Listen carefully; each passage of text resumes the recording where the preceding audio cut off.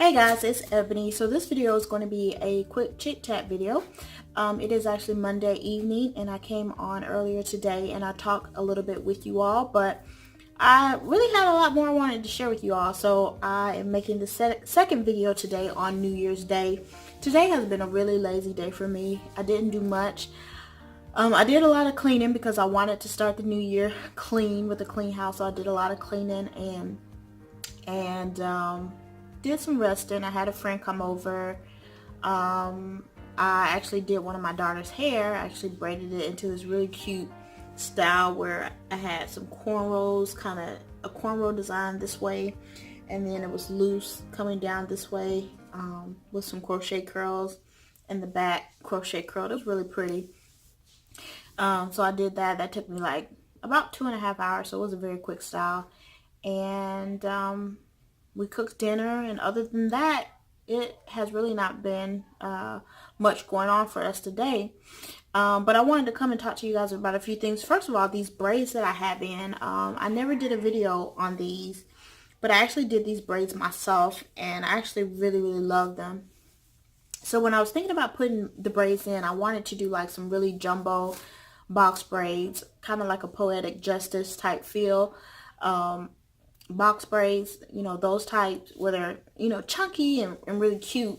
And of course I wanted to decorate it, because right now it's just so popular to decorate your braids, you know, or your twists, or no matter what type of style they are, just to decorate it. They just seem so plain if you don't put some type of decorations in it. So I put this thread here. Of course I put the lock jewelry, you know, a bit of lock jewelry in there. They were actually too fat to put any beads on, or any beads that I actually had.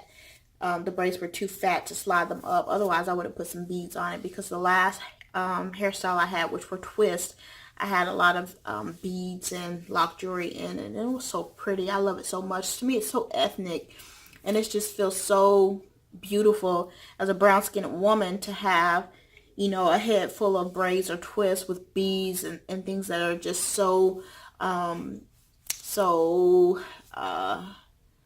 something that highlights our culture. You know, to me it just feels so good as a brown skinned woman to do that, as a black woman to do that, to just really be proud of our culture and things like braids and twists and decorative hairstyles that, you know, we are known for.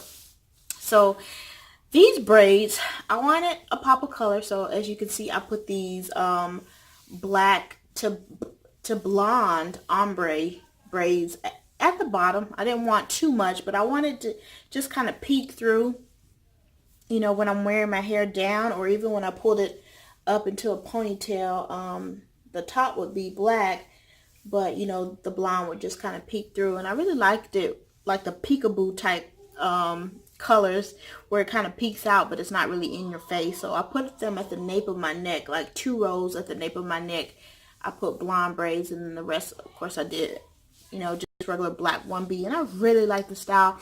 But I'm going to be honest with you guys, this style was not friendly on my edges at all, and I could feel tugging.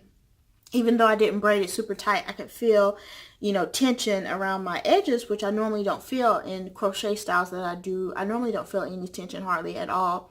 But this one, I think because they're so thick, and, you know, even though I dip them in hot water, they're still kind of thick and stiff, and it takes a lot to manipulate them. So I did feel tension around my edges. So I'm not going to keep these in very long. I think I've had them in maybe like 3 weeks, and I'm going to take them out as soon as possible. So I'm not going to keep them in very much longer. Like in a few days, likely I'm probably going to take them out, unless something happens where I just don't have time to, because they were just not friendly on my edges, but they're really pretty. At least I think they're really pretty. So anyway, before I put these braids in, I had my natural hair out. I was washing it and deep conditioning my hair. My children are so loud. They are so loud. They're playing another game, apples to apples, I believe, and they are so loud. So anyway, before I put these braids in, I had my natural hair out, and I was washing and deep conditioning and trying to style it. And y'all, I just got so frustrated with the way it was looking that I decided to chop it all off. So I did a big chop. Another thing that I didn't share with you guys, I've been missing sharing like so many things with you guys, but hopefully I can get back into the swing of making regular videos. But I pretty much cut all my hair off. So let me see. The hair is kind of poking out of one of these braids. Here it is. So as you can see, the braid, my natural hair stops right here. Right here. So this is about how much hair I have left. And that is stretched, of course, because I stretched it in order to be able to braid it as neatly as possible, although it's already poking out of the braids. So that's about how much hair I have left. So you can see stretched is about here, so unstretched, it's just a tiny afro. And I am not mad about it. I'm not mad about it at all. I really miss the days when I had short hair. I really miss the look of it and the ease of it. And I don't mind going back because I have so many options as far as braids or crochet styles, or, you know, I'm not big on wigs anymore. For some reason, I kind of got away from wearing wigs. So I'm not big on wigs anymore. I'm not opposed to them. I just don't wear them very often. But there's so many styles that I can do to add length to my hair if I just feel like I'm tired of having short hair. So I think, and don't quote me because I might change my mind, but I think that I am going to wear short hair for a while, maybe a few years before I try to grow it back out. So when I take styles down, like this style, you know, I'll wear it short for a while and then I'll do something else and get some length and kind of just go back and forth between the two. But I want my natural hair to be black and I want it to be short because I played around with a bit of color, which is probably the reason I cut off all my hair, because it just wasn't feeling right. You know, my curls, I'm used to them being able to spring a certain way, have a certain kind of bounce and texture to them. You know, a certain kind of squishiness, springiness, and my curls just weren't having that feeling. And I think it had something to do with the color that I was playing around with, which was like this really red dye. But it was box color, you know, box color. Everybody says don't use box color because it's horrible. Well, I was using box color, and I think it just destroyed probably the cuticle of my hair, which in turn destroyed my curl pattern. And I don't know. If you notice, and I'm going to say this, because I've been thinking it, but a lot of people probably won't say it. But if you notice, a lot of YouTubers, popular YouTubers that dye their hair, some of them dye their hair due to a campaign that they're a part of, or some of them dye their hair just to dye their hair, but a lot of them that dye their hair after the initial beauty of the dye wears off, which is normally about a month, 2 months, 3 months, after the initial period of, I love this color, it's so beautiful, after that wears off, they normally end up big chopping or cutting a lot of their hair off because the aftermath is just terrible. And I don't know if that's the case. I don't know if my observation is accurate, but if it is accurate, this is what I experienced. Like, initially my hair was great, but then after a couple of months, after the color wore off, you know, my hair was just in shambles. So I cut it off. So yeah, I cut it off. So that's that.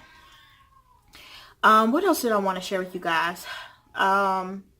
It is Monday evening. I have to go to work tomorrow, and I'm feeling a little bit of anxiety about it, but I told myself in this new year, another one of the things that I am going to overcome is fear in any capacity. So fear can creep in as anxiety. It can creep in as full-blown fear. It can creep in as uncertainty. It can creep in so many different ways, and it can actually cripple you in so many ways. So I told myself in 2018 that I'm going to be fearless. There will be nothing that I fear, nothing whatsoever that I fear, because really, what's the point of being afraid of anything? The only thing that it's going to do is hinder you and limit you. So I'm going to be fearless in all aspects of my life. And yes, there are some things in regards to my family and my children that you know, a normal person would be afraid of. But I'm going to be fearless because worst case scenario